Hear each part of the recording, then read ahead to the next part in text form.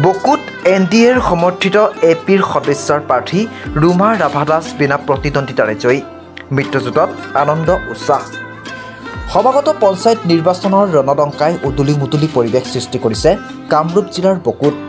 ইফালে বকু উন্নয়ন খণ্ডৰ অন্তৰ্গত নৱগঠিত ২৭ নং দক্ষিণ পশ্চিম বকু গাঁও পঞ্চায়তৰ পৰা জাৰাপাৰা গাঁৱৰ সৰ্বৰাশী মহিলা ৰুমা ৰাভা দাসে আঞ্চলিক সদস্য পদত নিৰ্বাচন খেলিবলৈ মনোনয়ন পত্ৰ দাখিল কৰিছে আনহাতে আজি মনোনয়ন পত্ৰ পৰীক্ষা নিৰীক্ষা কৰাৰ সময়ত জানিব পৰা গৈছে যে উক্ত পঞ্চায়তত এগৰাকীয়ে এপিৰ সদস্য সেয়েহে ৰুমা ৰাভা দাস বিনা প্ৰতিদ্বন্দ্বিতাৰে মনোনীত হৈ জয়ী হৈছে বুলি জানিব দিয়ে বকুৰ প্ৰাক্তন বিধায়ক জ্যোতিপ্ৰসাদ দাসে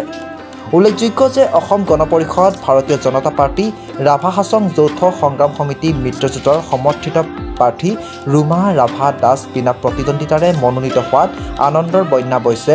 NDAৰ নেতাকৰ্মীৰ মাজত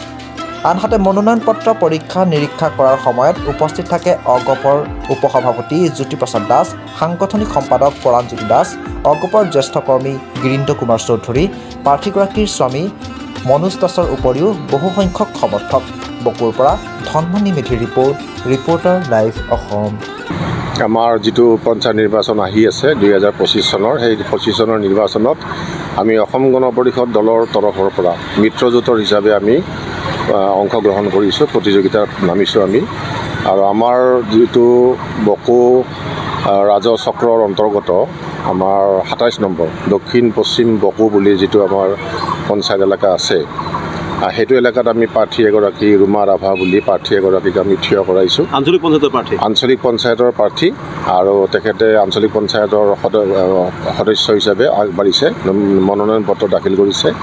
আৰু ইয়াত আমাৰ যৌথ সংগ্ৰাম সমিতি BJP আৰু AGP আমি NDA হিচাপে আমি প্ৰাৰ্থীগৰাকীক আগবঢ়াই দিছোঁ আমি আজি আমাৰ ইয়াত নমিনেশ্যনৰ পত্ৰৰ পৰীক্ষা নিৰীক্ষাবিলাক চলি আছে আমাৰ কেণ্ডিডেটগৰাকীক এতিয়া মাতা নাই মাতিব আৰু তথাপি আমি জানিব পাৰিছোঁ কিন্তু ইনফৰ্মেলি জানিব পাৰিছোঁ যে ইয়াত আমাৰ প্ৰাৰ্থীগৰাকীৰ বিপৰীতে কোনো প্ৰাৰ্থীয়ে থিয় হোৱা নাই অৰ্থাৎ মানে আমি আনকণ্টেষ্টেড যাব বুলি আমি শুনিবলৈ পাইছোঁ আৰু যেতিয়া আমাক ডিক্লেয়াৰ দিব তেতিয়া আপোনালোকক আমি সবিশেষ আমি ক'ব পাৰিম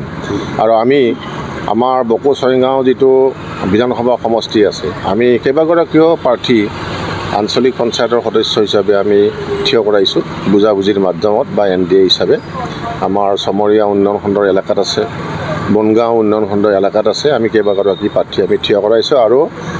পঞ্চায়তবিলাকৰ অন্তৰ্গত ৱাৰ্ড মেম্বাৰ বুলি যে কয় মানে ৱাৰ্ড মেম্বাৰবিলাকো আমি ঠায়ে ঠায়ে আমি উঠাই দিছোঁ আৰু সেইফালৰ পৰা আমি দলে সফলতা লাভ কৰিম বুলি আশা কৰিছোঁ আৰু ইয়াত দেখিবলৈ পাইছোঁ যে আমাৰ কেণ্ডিডেটগৰাকী ৰুমা ৰাভা নামৰ যিগৰাকী কেণ্ডিডেট তাই ভাল তাইৰ বিষয়ে ক'বলগীয়া মানুহৰ একো নাই কোনো কমপ্লেইন নাই সমাজকৰ্মী মানুহ শিক্ষিত যুৱতী আৰু ৰাইজে দেখি পচন্দ কৰিছে গতিকে প্ৰতিযোগিতা হ'লে আমি প্ৰতিযোগিতা হ'ব বুলি নাজানো প্ৰতিযোগিতা হ'লে গম পালে হয় যে প্ৰাৰ্থীগৰাকীৰ কিমানখিনি মানে হেৰি আছে এফিচিয়েঞ্চি বা দক্ষতাটো আছে সেইটো প্ৰকাশ পালে হয় যদি কণ্টেষ্ট নাই তেতিয়া ক'বলগীয়া একো নাই আমি আশা কৰিছোঁ যে তেওঁ জয় হ'ব সমাজৰ কাৰণে ৰাইজে যেনেকৈ হেৰি কৰে তেনেকৈ কৰিম বুলি ভাবিছোঁ আৰু নতুনকৈ আহিছোঁ মই হয় ৰাইজে সমৰ্থক দিলে নিশ্চয় আগন্তুক হেৰিলৈকে হেৰি কৰিম আৰু ৰিপৰ্টাৰ লাইভ